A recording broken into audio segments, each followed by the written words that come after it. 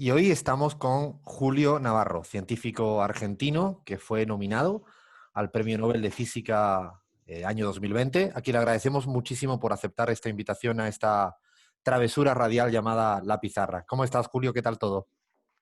Estoy muy bien, Alfredo. Un gusto estar con usted, ¿eh? Nos escuchan acá en AM750, en la Argentina, también en Radio Pichincha Universal, en el Ecuador y también en España a través de la última hora. Habitualmente, Julio, empezamos siempre este tipo de charlas, pues como diría el gran Galeano, empezando por lo importante entre las cosas no tan importantes, o sea, el fútbol. Y te quiero preguntar realmente, ¿eres futbolero o no eres futbolero? Sí, sí, cómo no, ¿no? Yo sigo bastante a algunos equipos. Ahora, estoy hace 32 años fuera de Argentina, así que he perdido un poco el día a día con los partidos de Argentina y los campeonatos argentinos, sobre todo porque es difícil verlos por televisión y por internet.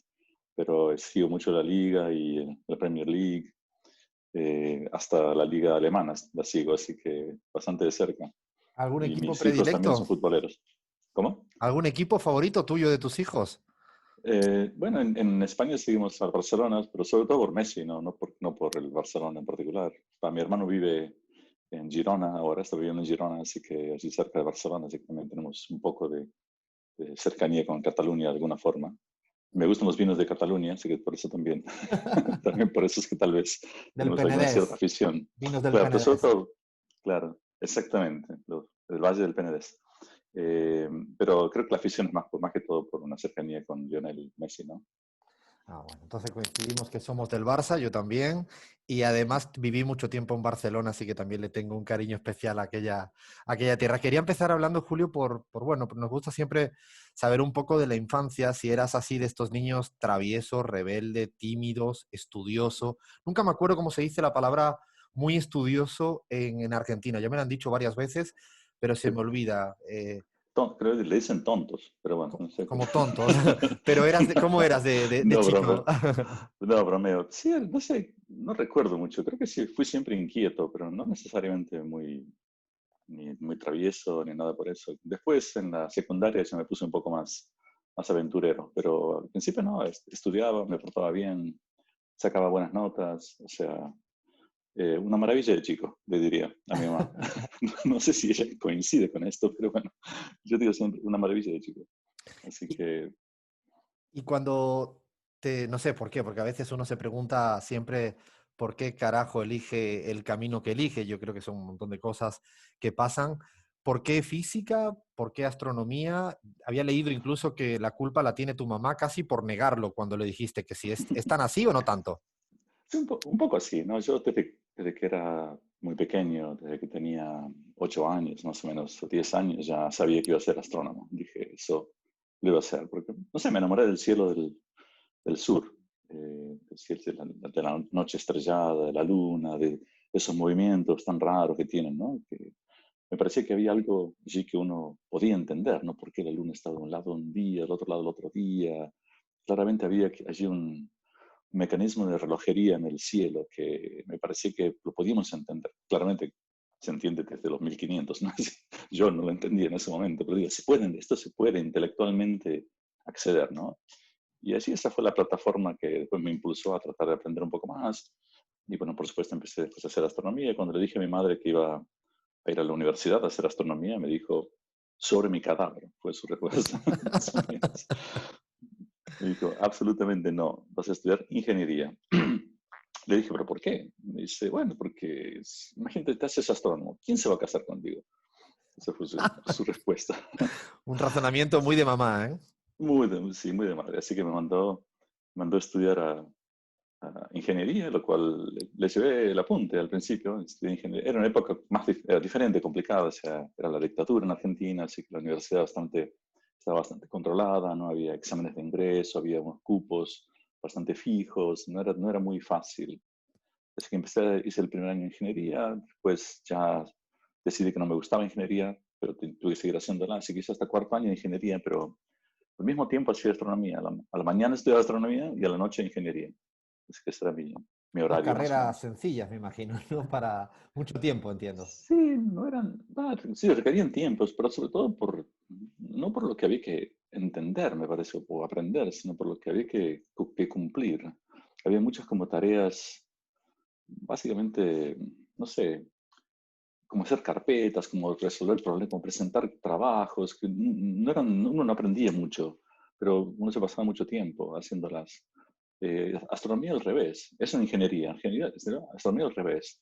Así si uno sabía y podía resolver un problema, no importaba si presentabas una carpeta o no, había muchas menos formalidades, pero había mucho más un respeto al valor intelectual y al poder intelectual de lo que uno hacía, ¿no? O sea, si uno sabía, sabía, no había que presentar 10.000 carpetas foliadas con esto y copiar de esta forma y fotocopiar la otra. Esas cosas que eran muy de ingeniero no están en la ciencia. En la ciencia el que sabe se lo respeta en general. Y eso me atrajo también más a la ciencia básica, que es la que terminé haciendo al final. Y con las dos cosas, o es decir, estudiando las dos cosas, ¿te daba tiempo para hacer política universitaria o eso lo mirabas de lejos? Pero, bueno, eso es lo que al final decidió la cosa. Yo empecé en el 80, o por supuesto en el 82 vino la guerra de las Malvinas en Argentina. En el 83 vino la apertura democrática, ya, y bueno, se eligió el primer gobierno democrático. Y con eso, en el 84 ya teníamos un centro de estudiantes en la facultad, y yo fui uno de los primeros, junto con otras personas, por supuesto, no fui el único ni el principal tampoco, pero un núcleo de personas, de estudiantes que queríamos participar del gobierno eh, universitario. Entonces formamos el primer centro de estudiantes, yo fui el primer secretario general de mi facultad, y al final ya el tiempo se me acababa entre reuniones políticas, ingeniería en la noche, astronomía en la mañana y en la tarde. Ya las cosas no funcionaban. Así que siempre digo que entre las tres, entre ingeniería, física y astronomía, ¿no? Y la política elegí la más fácil. Que no es la política. Que no es la política, claramente, ¿no? Elegí la más fácil, que es la física y la astronomía. Así que ya me dediqué a eso. Bueno, en el 86 me recibí, empecé a hacer el doctorado y en el 88 conseguí una beca y me fui en el 89, ya me fui del país. Y Eh, nunca más volví a vivir en Argentina, aunque siempre he tenido lazos muy estrechos, por supuesto. Te fuiste directamente a viajar, entiendo, a vivir a Canadá a través de una beca de investigación, ¿entiendo? Mm, no, fui primero con una beca de la Smithsonian Institution de Estados Unidos, fui a Harvard por un par de años. Después de allí fui a Cambridge, en Inglaterra, el otro Cambridge. Harvard está en Cambridge, Massachusetts, Sí. y Cambridge, la Universidad de Cambridge está, por supuesto, en Cambridge, Inglaterra, ¿no? Y así fui a Durham, que es una universidad en el norte de Inglaterra, y de allí a Arizona, en Tucson. Y finalmente, 22 años atrás, vine aquí a Victoria, en Canadá, donde vivo desde ese momento. ¿Por qué Canadá? Mira, después que uno termina su doctorado y hace un par de pasantías postdoctorales, que le llamamos, esa es la carrera normal académica de un científico básico como un astrónomo, ¿no? O un físico o alguien así. Esa carrera académica, después de un perfeccionamiento postdoctoral, accede a un cierto nivel como para presentarse a lo que llamamos posiciones permanentes. O sea, que son posiciones fijas, ya uno no tiene que andar cambiando de país cada 2 años o 3 años, de contrato en contrato, y le ofrece la posibilidad de una estabilidad, bueno, de dar clases, de formar un pequeño grupo de investigación. Esas son las posibilidades que uno le ofrece, estas posiciones permanentes, que son en general en universidades, ¿no? Y entonces, cuando te llega ese momento, empiezas a pedir, y yo pedí, tuve algunas ofertas de Holanda, de Inglaterra, de Estados Unidos y de Canadá, y de todas las que tuve en ese momento, eh, la combinación de una universidad no grande, chica, pero y un lugar verdaderamente privilegiado para vivir, como es Victoria, una isla o sea, a la costa del Océano Pacífico, un lugar bellísimo, con muchísimas playas, bosques, volcanes, montañas, un mar, por supuesto, inmenso. Esa combinación me pareció la mejor aquí. Y así que por eso elegí Canadá y bueno, desde ese momento que Canadá es mi país adoptivo. Bueno, yo de hecho te tengo que confesar que viví también en Canadá, en Quebec. Hice mi Ah, qué postdoctorado, bien. de hecho, en la Universidad Laval. Ah, bien. Sí, justamente, En hace ya Quebec mucho. City, ¿no? En En Quebec Quebec City, City. ¿cómo le dicen? La Maison de Poupée, la casita de muñecas más francófona. Ujú. Y me impactó mucho Sí. Canadá durante todo el tiempo que viví allá. Y te quería preguntar, ¿Cuánto tienes de canadiense? ¿Cómo al final uno siempre hace contrastes? ¿No? No digo en términos negativos, sino uno se puede quedar con lo mejor de todos los sitios. ¿Qué tienes de canadiense que te hizo cambiar como Canadá? A mí me marcó mucho, no sé a ti. Bueno, supongo que uno siempre cambia, ¿no? Como te digo, estoy hace 22 años aquí y como tengo solamente 27 años, he pasado la mayor parte del tiempo en, en Canadá más que en Argentina. Eso es una broma, por si acaso. Claro que no, pero digo, uno 22 años lo cambian, ¿no? Y bueno, como sabes tú tal vez bien, la sociedad canadiense es muy organizada y muy tranquila sobre todo, es bastante tranquila. Los quebecuas son un poco diferentes, pero no muy diferentes. Son todos muy tranquilos, se lo toman mucho todo con calma, no hay grandes pasiones. Es como un país sin pasión, eso les digo. No o sea, es muy lindo, muy tranquilo, muy previsible, Tanto así pero que un tienen país una sin revolución que se llama la Revolución Tranquila, ¿no? sí debe ser, porque no, hablaba con una amiga el otro día y me decía que ella considera Canadá un país que le llama como una frazada mojada. Esas frazadas mojadas que usas para tapar el fuego. ¿Ves? Si hay un fuego, mojas una frazada y la tiras sobre el fuego para que se apague. Eso es. Todo aquí lo que pasa, todo lo que puede incitar un poco de pasión, como que se tapa rápidamente. No sea cosa, no sea cosa qué, ¿no? Pero digo, lo digo en un buen sentido, ¿no? En el sentido que es muy tranquilo, que todo se discute, todo se procesa sin pasión y sin esos fervores que a veces nos llevan a, por supuesto, a extremos en países como, bueno, como Argentina o como en Sudamérica. Lo conocemos muy bien. Esos fervores a veces te llevan a populismos, a golpes de Estado, o sea, es parte de nuestro ser, pero a veces los extremos pueden ser nocivos, ¿no? Así que aquí creo que no hay ese problema. Todas las pasiones están bien controladas. Me quiero centrar, Julio, en tu objeto de estudio. Has estudiado galaxias, cosmos y en estos últimos años has puesto mucho énfasis en todo lo que se llama materia oscura, creo. Y digo creo porque soy cuidadoso a la hora de no conocer. ¿Cómo le explicas a alguien como yo, que hice mis estudios en materia de economía, que no sabe nada de esto, qué sería lo de la materia oscura? Porque estoy convencido que es más fácil que lo del peronismo, que no lo entendí nunca, viviendo tanto tiempo en la Argentina. Yo tampoco, así que sí, en materia oscura, como te dije, es más fácil que la política, por cierto, así que, bueno, te cuento así a grandes rasgos. Hace 30, 40 años pensábamos, los físicos sobre todo pensábamos que teníamos la cosa más o menos entendida. El universo estaba hecho de materia, como la que hace las estrellas, la que hace el planeta, básicamente hidrógeno, helio, lo que está en la tabla periódica de los elementos que te acordarás de química, ¿no? O sea, todo es una mezcla de protones, neutrones, electrones y algunas otras partículas. Pensamos que eso era todo lo que había en el universo. Pensamos que la energía en el universo estaba bueno, en la luz que está ahí dando vueltas por el universo de todas las estrellas que existieron, etc. Pensamos que era lo que había. Ahora, desde los últimos 30, 40 años ha habido una revolución en nuestro entendimiento y en nuestro pensamiento de qué está hecho el universo. Y lo que sabemos hoy fehacientemente, no de un día para el otro, ¿no? Estoy hablando de 3, 4 décadas de trabajo y que ha llevado a muchos premios Nobel, ¿no? Hemos aprendido que eso no es así. Cuando uno mira el universo como un todo, la mayor parte de la materia no es materia ordinaria que le llamamos, la materia esta de la que hablamos. Es otro tipo de materia. Sabemos que está allí porque gravita. Podemos ver su efecto gravitatorio. Por ejemplo, el Sol, cuando da vuelta alrededor de la galaxia, si no hubiera esta otra materia, no tendría la órbita que tiene. Se movería de una forma completamente diferente. Más aún, todas las galaxias se esparcirían por el universo, todas las estrellas desaparecerían. Es como que al sistema solar, al Sol, le quitaran la mitad de la masa, por ejemplo. Todos los planetas saldrían volando y no volverían nunca más, ¿no? Esa es la idea. Sin esa otra materia, las galaxias no existirían. Más aún, ninguna estructura en el universo existiría, porque todas las estructuras que conocemos, todas las galaxias que conocemos, se basan gravitacionalmente en esta materia diferente, materia oscura. Sabemos qué es lo que no es esta materia ordinaria. La explicación por qué sabemos es un poco más técnica, así que te la salto, pero sabemos que no es la materia ordinaria. Y sabemos que existen cantidades mucho más grandes que la materia ordinaria también. Pero todavía no sabemos bien qué es lo que es. Sabemos dónde está, cuánto hay, cómo se distribuye entre galaxias, cómo se distribuye entre una galaxia, hay más en el centro, menos aquí, etc. Pero no sabemos qué es lo que es.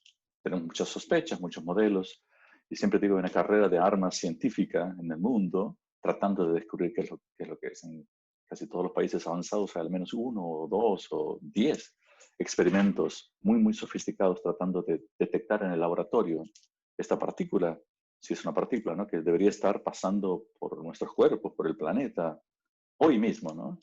Pero que es muy difícil de detectar porque no interacciona con la luz y tampoco parece ser que interacciona de ninguna manera fácil, al menos, con las partículas de materia ordinaria. Entonces, por eso le llamamos materia oscura, aunque deberíamos llamarle materia invisible más que oscura, porque en verdad no se la puede ver, ¿no? Y Julio, ¿cómo Pero lleva más o menos, esa es un justamente, poquito... Ujú.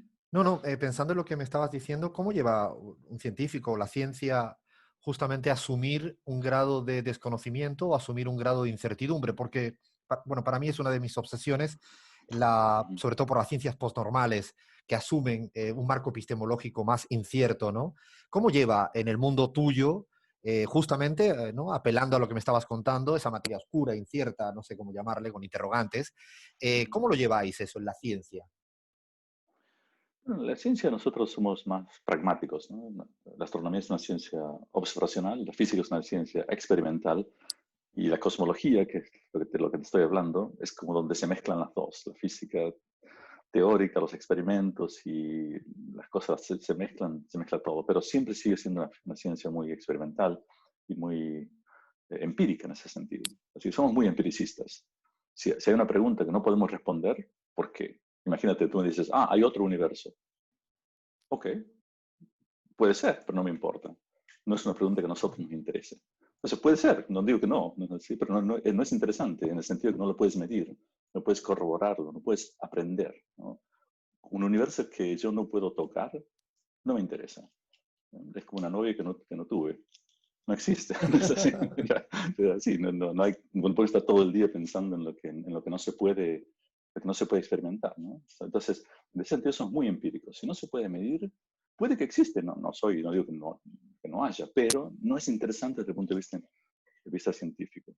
Y, así que, y eso es lo que guía básicamente cómo nos dedicamos a cada tema. En el caso de la cosmología, del universo como un todo, estos 30 o 40 años que nos predecieron, tienen la virtud de haber llevado una revolución. Hemos avanzado tanto tecnológicamente que ahora podemos detectar, por ejemplo, luz que viene desde el confín del universo.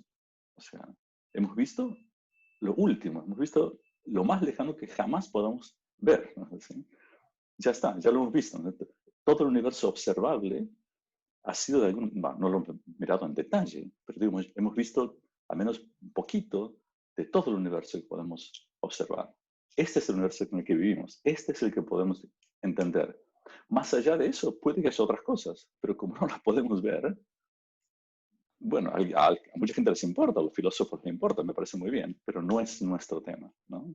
No sé si eso es a lo que te referías, Sí, pero... justamente, y te quiero seguir preguntando en esa línea, porque claro, desde las ciencias sociales no todo es mesurable, o al menos no se puede ser hiperpreciso, que sería uno de los términos, ¿no? La hiperprecisión, ¿no? Porque cuando hay grados de incertidumbre es difícil. ¿Habéis reflexionado en vuestro campo cuál es la relación con las ciencias sociales o cómo se han trasladado los marcos epistemológicos hacia las ciencias sociales, a la vida? Te has hablado de la filosofía, yo me atrevo a hablar de la sociología, la política, cualquier otro aspecto. ¿Has pensado, has reflexionado sobre esa supremacía, si cabe el término, de las ciencias duras, también abusando del término, hacia el otro lugar y cuánto ha influido? Sí, creo que tenemos como una distinción muy marcada, ¿no? Como estar en la cota sur, la cota norte del Gran Cañón del Colorado. Hay algo que nos divide, ¿sí? Y no quiero decir no lo que digo de una forma menospreciando ni uno ni el otro, ¿no? Son disciplinas diferentes que se basan en concepciones diferentes, ¿no? Por supuesto, tenemos muchas cosas en común y ya al final te voy a contar en dónde nos juntamos todos, ¿no? Pero básicamente yo pienso que la naturaleza no le importan nuestras opiniones, ¿no? Yo puedo opinar que tal cosa es así y no importa. La naturaleza hará lo que tiene que hacer. Yo puedo opinar que en Venus hay vida. No importa, en Venus habrá o no hay, pero mi opinión es completamente importante. Digo siempre a mis estudiantes, las estrellas no han sido creadas para ustedes, para iluminar el cielo de noche. No es para eso. Nosotros somos pequeños habitantes de un universo muy, muy vasto que se está expandiendo ahora. La luz no es para nosotros. Lo que sí es para nosotros es descubrir. Por alguna razón tenemos esta pequeña inteligencia que nos permite apreciar, nos permite modelar, nos permite establecer ciertas leyes, ¿no? Que nos permite entender mínimamente cómo funciona, después manipularla y hacerla que funcione en algunos casos en nuestro beneficio, ¿no? Así que eso es lo último, mientras que todas las ciencias sociales de alguna u otra forma se basan en fomentar, crear o revisar opiniones, ¿no?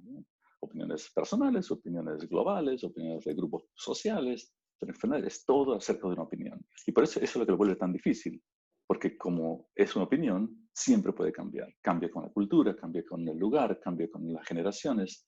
Y eso lo vuelve también muy rico y muy interesante, ¿no? Por cómo se hacen estas cosas. Es fascinante. No quiero decir que no sea interesante, pero como siempre se puede moldear, como siempre se puede cambiar, ¿no? Es algo que no tiene una base empírica, que no puede decir, hay una ley fundamental que al final la pueda, la pueda descubrir y puede decir, esto es lo que es, una ley de la gravitación, que siempre funciona, independientemente de qué me parece a mí, peronista o no peronista, los planetas siguen dando vuelta igual, ¿no? ¿Sí?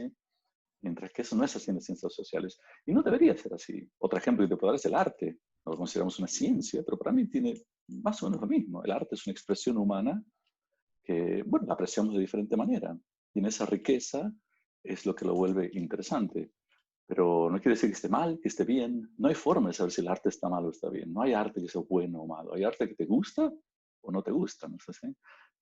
Las ciencias sociales no están así. Hay cosas que son un poco más, más entendibles. La economía que me hablas, no sé si es un ejemplo de ahí que está como en el medio. Las opiniones importan.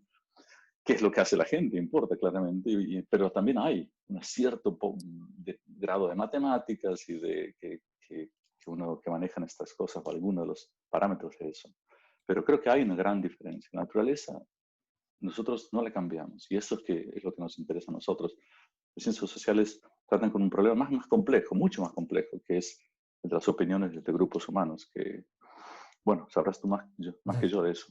Intentamos, no sé si sabemos, pero lo intentamos. Te quería preguntar, Julio, que después de esta carrera, estudiando, pensando, investigando de muchos años, llega la alegría de ser nominado al Premio Nobel. Y una de las preguntas cuando te vi permanentemente en la televisión argentina es, ¿cómo piensa un científico después de tanto tiempo? Y te lo digo hoy ya que se sabe el Premio Nobel con cierta más de calma. eh, ¿Cómo lleva esta fama? ¿Te da rabia un poco o te da felicidad? ¿Cuál es esa, esa nube en la que uno entra? No sé si la palabra es nube o ese nuevo estadio en el que uno se encuentra, ¿no? No sé, pienso, digo, te miraba en la tele y decía, ¿le dará rabia que todos los medios de comunicación ahora se acuerden de él después de tanto tiempo? Y te lo dice alguien que habla ahora como medio, pero te decía que vengo de otro Mm. lugar. Sí. No, no, para nada. Mira, yo entiendo, creo que lo poco que entiendo de la naturaleza humana, lo poco, como dije al principio, es un tema que me parece difícil. Lo poco que entiendo es así, las cosas son así. A veces tienes un poco de notoriedad, a veces menos.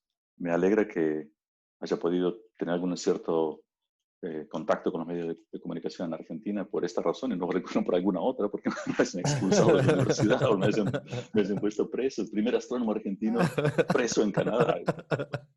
Mejor preso, ¿no es así? Pero bueno, así que en ese sentido me siento muy contento, pero yo tengo una relación bastante ambivalente con los premios y los galardones. Me parece que siempre son un poco injustos, ¿no? Enfocan demasiado el reconocimiento en pocas personas y como que se olvidan de todos los demás, ¿no? O sea, es de todos los demás que los cuales ese trabajo se basó. Sí, verdad que muchos, no quiero decir que no sean merecidos de ninguna manera, conozco, creo que a todos los premios Nobel de los últimos 20 años en física los conozco personalmente, ¿no?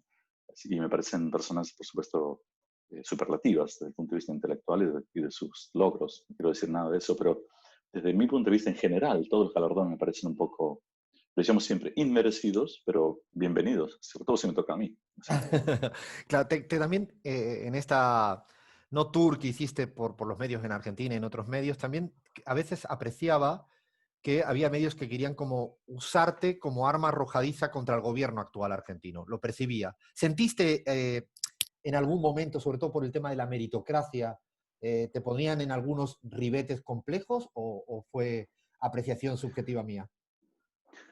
Yo no sigo mucho la política, a decir verdad, la política argentina, como si, si la sigues el sábado, el domingo no sabes dónde está, así que mejor, como te digo, es muy difícil, es demasiado complicado. La mecánica cuántica es mucho más fácil que la política, sobre todo la política argentina. Así que no doy mucha, no, no, cuando me preguntaban cosas, por supuesto que me doy cuenta que todas las preguntas en el fondo tienen algún contexto ideológico o de motivación o de interés, así que desde ese punto de vista no me parece mal. Ahora, no sé, como científico, si quieres, trato de responder, dar las respuestas que me parecen las más adecuadas en el momento adecuado, sin violar mínimo de interés moral y de afición a la verdad, ¿no? Pero creo que mis respuestas siempre han sido guiadas por eso, y más que por el deseo de participar en alguna discusión política que va más allá de mi alcance de entendimiento también. No podría dejar de preguntarte cómo has leído, entendido, interpretado la reacción de la ciencia frente al coronavirus, justamente con esa complejidad de algo inalcanzable o inabarcable hasta el momento. ¿Cuál es tu lectura? Sí. Pues de la ciencia, me parece que la ciencia es bastante sencilla. Este es un coronavirus como muchísimos otros, ¿no? Un poco más letal porque es un poco más contagioso y como no hay ninguna inmunidad previa, parecía ser que lleva a una mortalidad bastante alta. Pero desde el punto de vista científico es completamente trivial. ¿Va a haber una vacuna? Claro que la va a haber. El problema es otro, el coronavirus. El problema es un problema más político. ¿Qué hacemos hasta que haya una vacuna? ¿Qué hacemos hasta que haya estas cosas? ¿Cómo, cómo cada sociedad enfrenta este pequeño desafío? ¿No? Es un pequeño desafío, en el fondo no es una gran cosa. Y cada sociedad ha sido desnudada en diferentes formas por esa reacción al coronavirus. Pero no es un problema científico. Como te digo, la vacuna seguramente va a haber, pero claro, va a haber en 3 meses, no. Estas cosas demoran mucho más tiempo y en ese tiempo, ese vacío que hay allí hasta que estas cosas se controlen, ¿qué se hace? Cada sociedad ha reaccionado diferentemente. Y creo que es interesante ver cómo cada sociedad ha sido desnudada de formas diferentes. Todas las sociedades, algunas con sistemas de salud pública fuertes, otras avanzados, otros no avanzados, todos de alguna manera creo que en la mayor parte, excepto algunos países muy puntuales, han fallado en eso, de formas diferentes, ¿no? Pero con resultados bastante terribles en muchos casos. Italia, España, que conocerás bien, ¿no? Se han muy golpeados por un, por un virus que era completamente previsible, más aún. Este es el tercer coronavirus o de esa familia que anda dando vuelta y que por suerte los otros no anduvieron, pero SARS o los otros, la H1N1, todas estas gripes podrían haber sido exactamente lo mismo. ¿Por qué es que estas sociedades no estaban preparadas? ¿Por qué es que no había máscaras, respiradores? ¿Por qué es que no había una atención más dedicada a las personas más vulnerables, ¿no? O sea, y creo que lo bueno de ese coronavirus, si es que hay algo bueno de esto, va a ser el hecho de que ahora nos damos cuenta de que muchas de estas cosas son previsibles.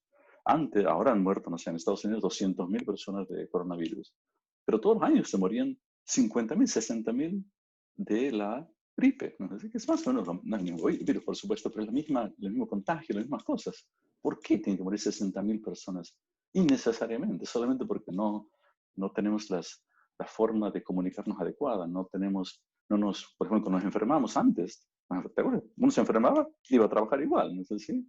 Y uno tenía un virus y andaba casi al borde de la muerte, iba a trabajar igual, se metía en el autobús igual, se metía en los aviones igual. Y así es como vivíamos de esa forma. Creo que al menos ahora vamos a tener un poco más de respeto a las enfermedades comunicables y vamos a tratar no sé, de generar después de esto una sociedad un poco más cauta y mejor preparada para el próximo coronavirus que ya vendrá. Es una cuestión de no sí, sino cuándo, ¿no? Sí, de hecho creo que es la primera vez en estos 6 meses que le he visto más importancia al índice de cuidados intensivos de camas que al riesgo país o a cualquier otra variable que hasta ahora eran casi cotidianas. Quiero ir terminando, Julio, con Ujú. pregunta muy rápida y respuesta muy corta, como un poco jugaría al Barça esto que le llaman tiki-taka en el fútbol del Barça. Te hago una pregunta así rápida. ¿Plato de comida favorito argentino? Las empanadas santiagueñas. Santiago. El premio Nobel de las empanadas ya se lo dieron a Santiago. Todos los años, ¿no? Todos los años se lo dan a Santiago. Así que no hay ni siquiera hay una pregunta, sí. Está La bien. respuesta ya está. Y el canadiense? ¿Alguna comida canadiense? Canadiense. No hay nada. Bueno, no sé, en Quebec tiene esta En comida que se Quebec llama era la poutine, poutine, yo te iba a y decir que a mí eso. me parece terrible. Ah, no, a mí Porque yo sí, creo que me gustaba porque era lo diferente, quizás. sí, no sé, yo lo he probado muchas veces y de muchos tipos y nunca he podido, no sé, nunca me ha llevado. No sé, en Canadá no hay muchas comidas así locales que uno puede decir, aquí provienen de Canadá, ¿no? O sea, no sé si hay muchas de ellas. La comida se importa. Y yo, por ejemplo, yo cocino en casa casi todos los días, así que casi siempre hago las mismas comidas que comes tú. O en Italia, digamos, en Argentina somos muy como de Europa del Sur, ¿no? Es Una mezcla cierto. de Mediterráneo y de sur de Italia y España, ¿no? Así que cocino lo mismo que comería en Argentina. De no haberte dedicado a lo que te has dedicado, así, ¿qué otra cosa te hubieras imaginado? Futbolista, por supuesto. Pero, pero para eso sí hace falta talento, ¿ves? Y Bueno. eso sí que es difícil, sí. ¿Con qué líder político o política latinoamericana te gustaría tomarte un cafecito? Ay, con ninguno. Esa es la verdad. No me interesa la política, ¿para qué te voy a mentir? Me interesa, los admiro mucha gente por el tesón y el cariño que le han puesto a estas cosas, pero la verdad que no, la verdad que no es algo, creo que todos los que han llegado a ser políticos así de nota han tenido que vender un poco su alma al diablo, ¿no? Y por eso es que la verdad que no tengo un gran interés por la política, ni un gran respeto, al menos a las personas que pueden decirte que tal vez uno reconocería, ¿no? ¿Te gustaría algún día volver a la Argentina a vivir o algún otro país tienes en tu horizonte? Sí, no, Argentina me gustaría mucho. El mundo está lleno de lugares bellísimos en los cuales me o sea, me envisiono como para ir. Ahora, hace poco estuve caminando el Camino de Santiago. Hace muchos años venimos haciendo diferentes caminos por España, así que conozco bastante bien el interior de España y hay lugares bellísimos en España en los cuales uno puede imaginarse pasar el resto de la vida. En Argentina también hay muchos valles, sobre todo en Salta y en esa zona del norte de Argentina son bellísimos y también muy, muy fácil imaginarse poder ir a vivir allí. Así que, no sé, no tengo una respuesta única, pero creo que el mundo tiene lugares hermosos en los cuales uno podría imaginarse. Y ahora ponle una sola palabra a cada nombre que te digo, si te comienzo por Luis A ver, Sersic, si es que se dice así. José Eustasio fue mi director de tesis, ¿no? Y un mentor muy, muy querido. El folclore argentino. Fantástico, es santiagueño más que todo.